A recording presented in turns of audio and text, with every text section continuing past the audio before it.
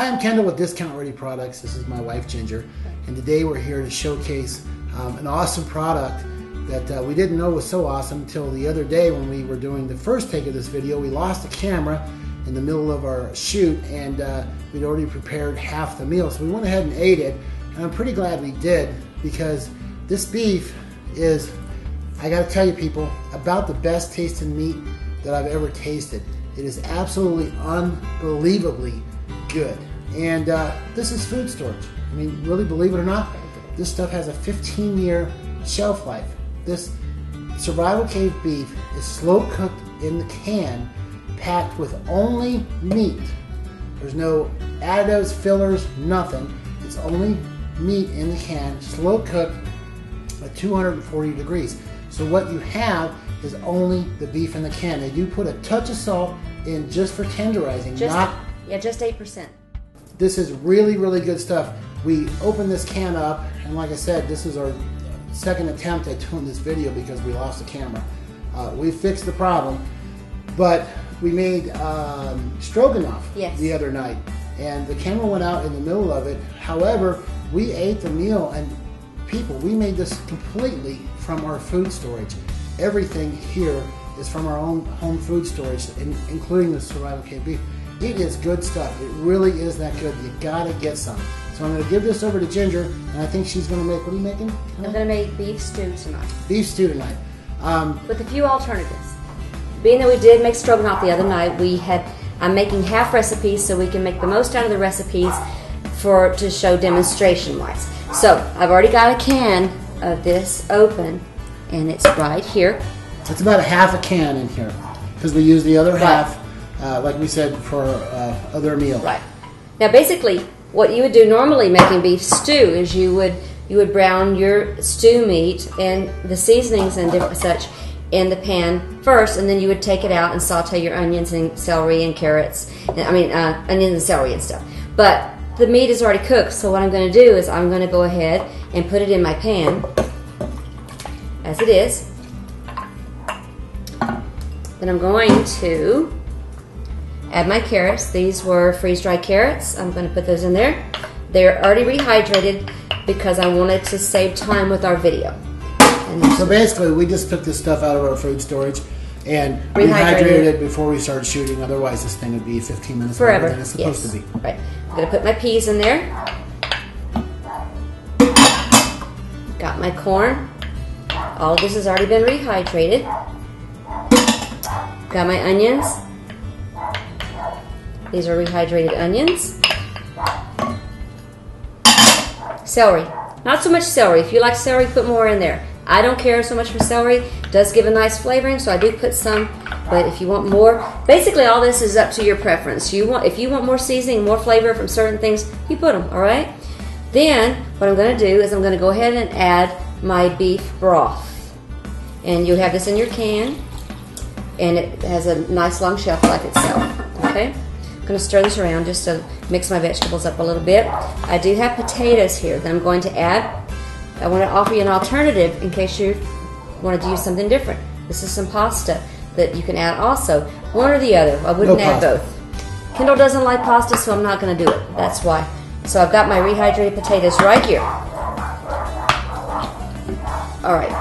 Now, I have beef bouillon. The bouillon I could use, I like to use it. It's a little bit salty. So what I do is I do this all to my own tasting. So Kendall does not like tomatoes, so I'm not putting tomatoes in here, but you could put the tomatoes if you want to. So those are there.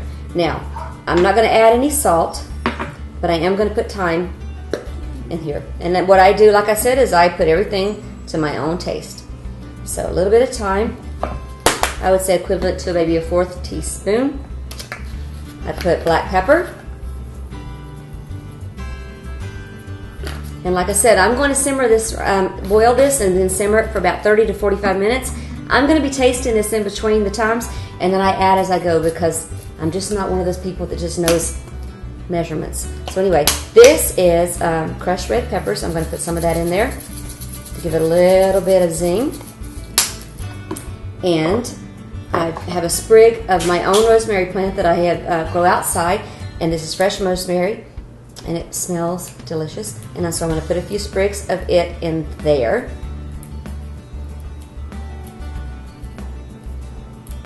One thing I would want to say, people, is that I actually ate this right out of the can. And, you know, beef stew is great, but you can actually just open this can and eat this, and the flavor is unbelievable. It really is that good. We bought some at the store to compare with it, and there was basically no comparison. We have a half-size can of roast beef here, and the funny thing is, the list of ingredients is a mile long. Salt, modified food starch, sodium phosphate, gravy water, that's the other thing. This survival cave beef, there's no water added. It's all meat. It's cooked in its own juices. So these companies that you're buying at the grocery store, they're mixing it with water to make it weigh what it's supposed to weigh according to the can. If they don't have enough meat in here for 28 ounces, they put more in it, and that's it. Like I said, they only put a touch of salt in there for the tenderizing effect of it, but not for preservation like so many other, especially long-term food storage. I mean, gosh darn, the salt content is... this one is like 33%. Yeah, and this is 8%. And that tastes better. So go ahead. All right. I am from Louisiana, so I do have my Louisiana hot sauce. I'm going to put some of that in there. You don't have to, but I like it, so that's what we're doing. I'm going to move this on over to the stove. Like I said, I did not add any bouillon yet because I want to taste, and I did not add any more salt because one or the other is a lot of salt. So I am trying to watch the salt because of our blood pressure, Kendall's blood pressure. And well, you don't get to be a meat connoisseur without having a gut like this, people. Just gotta tell you. Anyway, we're going to move it over to the stove. We're going to heat this up to a boil. Then we're going to reduce it to simmer for 30 to 45 minutes. At that time, I'll explain to you other things that we could do, okay?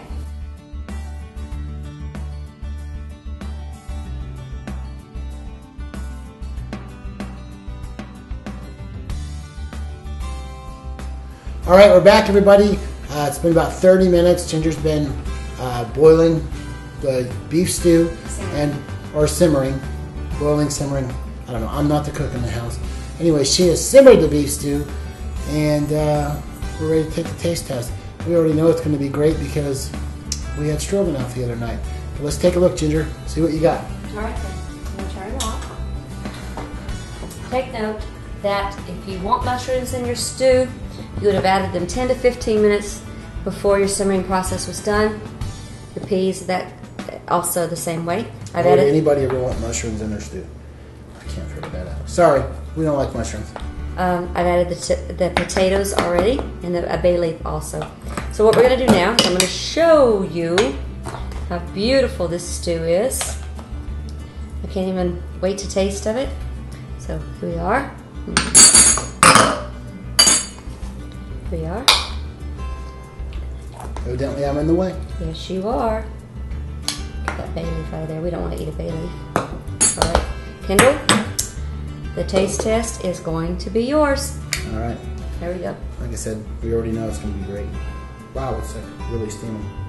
Hot. Yeah. Let's check her out.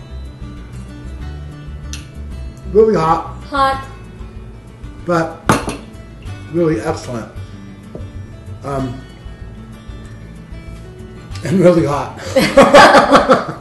What you can do is you can serve this stew with some cornbread. You can serve it with French bread. You might want to put some croutons on top. Whatever you want to do, it is delicious. Or if you were like me, you would just open the can and eat the meat right out of the can because it's just really that good. I've had to keep him away from the can. Yeah, we lost a little bit in the interim. People, want to just tell you, the Survival Cave beef products. Now we're going to do some more future videos on the pork and the chicken and the turkey. Right. But if they are half as good as the beef, I think we got a hit on our hands. This stuff is really, really good. It tastes good. This beef is actually, I talked to the company today and they told me that it's actually humanely slaughtered. There's no hormones added to this beef. It's totally hand selected. It is good, good, good stuff. Good for you, very low sodium, and the flavor is excellent. I don't know how you can improve on it. We love it here. This is our second attempt with it, and so far, so good. The stroganoff was good. The beef stew is good. Stroganoff was excellent. Gonna make beef pot pie with it soon. So we got more recipes coming for y'all. But just want to say, one, thanks for tuning in, and God bless. And if you have any questions about this product, feel free to give us a call. We're working, people, okay? Right. So just give us a call. We're happy to talk to you. Thanks again. Get some of this beef. You'll be happy you did. God bless. God bless.